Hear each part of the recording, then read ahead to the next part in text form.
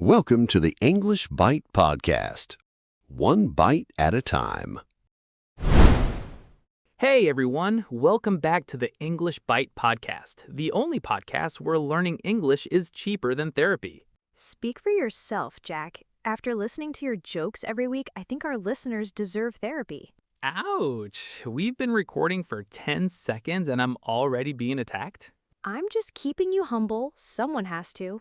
Fair enough. Anyway, I'm Jack.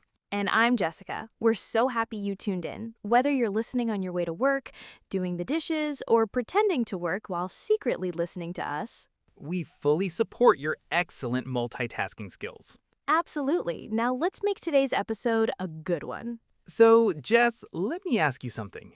Have you ever learned an English word and then discovered that native speakers almost never use it on its own? Oh, all the time. They stick little words onto it, completely change the meaning, and somehow expect everyone else to understand. Exactly. Welcome to the wonderful, slightly chaotic world of phrasal verbs. They're everywhere in movies, podcasts, work emails, text messages, and if you want to sound natural in English, you really can't avoid them. That's why today we're breaking down some of the most useful phrasal verbs you'll hear in everyday conversations. No boring grammar lectures, just real English, real examples, and hopefully a few laughs along the way. All right, let's start with a verb that is incredibly lazy on its own, but works overtime when you add a preposition to it. Run. Oh, run is a classic. On its own, it just means moving your legs fast. Like, I run when I see a dog chasing me, which happens more often than I'd like to admit. But add a word like into or out of, and suddenly it's a whole new world. Jessica, what happens when you run into someone? Well, literally, it means you accidentally hit something. Hopefully not a lamppost. But most of the time, when people say they ran into someone, they simply mean they met them by chance, completely unexpectedly. It's that moment where you're just walking, minding your own business, and boom, someone from your past appears. Right. Like yesterday, I ran into my old high school geography teacher at the supermarket. It was deeply awkward. I was holding 3 tubs of ice cream and a frozen pizza, and he looked at me like, "Yep, you definitely failed my class." He knew your life trajectory right there. He was probably thinking, so this is what happens when you don't memorize the capitals of Europe? Exactly. I wanted the ground to swallow me whole. I quickly paid and rushed home, only to face a brand new crisis. And this brings us to our next one, run out of. Oh no, what did you do? The tragedy of my morning. To run out of something means you have none left. I ran out of coffee beans. The world ended. If you run out of patience, you're about to scream. If you run out of cash, well, you're doing dishes at the restaurant. Honestly, running out of coffee is a valid reason to cancel the whole day. But you know what I love about this? Imagine telling a native speaker, I have depleted the structural reserves of my caffeinated beans. They will look at you like you're an alien. Just say, I ran out of coffee. It's clean, it's natural, it's unavoidable. It really is. It saves you from sounding like a Shakespearean robot. Now, speaking of things we use every single day, let's move on to the heavy hitters, the verbs get and look. If phrasal verbs were a boy band, these two would be the frontmen fighting for the spotlight. Oh, absolutely. They're the stars of the English language. Let's talk about get along. Jack, do we get along? On microphone, yes, beautifully. Off microphone, well, you stole my favorite pen yesterday, so we're currently renegotiating our friendship. It's a very fragile peace treaty right now. Hey, that pen writes like butter, okay? I had to. But seriously, to get along with someone means to have a friendly, smooth relationship. If you don't get along with your boss, your life is miserable. You spend half your day avoiding them in the hallway. Oh, I know that feeling. You see them coming and suddenly you're deeply interested in a blank wall. But you know, when a relationship or a situation goes completely wrong, you eventually have to face the next big phrasal verb, get over. Ah, get over. This one is crucial. It means to recover from something, like an illness, a breakup, or a really embarrassing moment. Like, I'm still trying to get over the fact that I accidentally waved back at someone who was waving at the person behind me 3 years ago. I still think about it when I'm trying to fall asleep.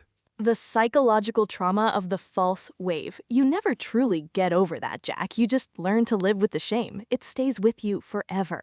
It really does. I need therapy for that. See? I told you. Anyway, all right, we've tackled run and get. Let's switch gears to our final verb of the day, look. Jessica, what happens when we start sticking prepositions onto look? For example, what is the exact difference between look up and look up to? Because that to changes everything. Ooh, that's a great one. People mix these up all the time. Okay, if you look up information, you're just searching for it, like looking up a word in a dictionary or looking up your bank balance to see if you can afford lunch. It's just seeking data.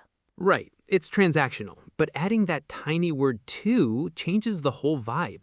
Exactly, because if you look up to someone, that means you admire and respect them. It has nothing to do with Google or dictionaries. It's about respect. Right. So I look up the definition of procrastination and I look up to Jessica for her incredible ability to actually finish her work on time. Aw, Jack, that's the nicest thing you've said all day. See, we do get along after all. But wait, since we are talking about work and productivity, we can't forget the golden child of corporate emails, look forward to. Yes, the ultimate professional sign-off. I look forward to your reply. It just means you're excited or anticipating something happening in the future. Though, let's be honest, nobody's actually excited about a Monday morning email reply about spreadsheet errors. True, but we say it anyway because it sounds polite and professional. It's much better than writing, "Please reply quickly, I am waiting." Reply now or else. Yeah, look forward to is definitely safer. Okay, I think we've given our listeners enough to take in for one day. We're stopping right there. No more new verbs.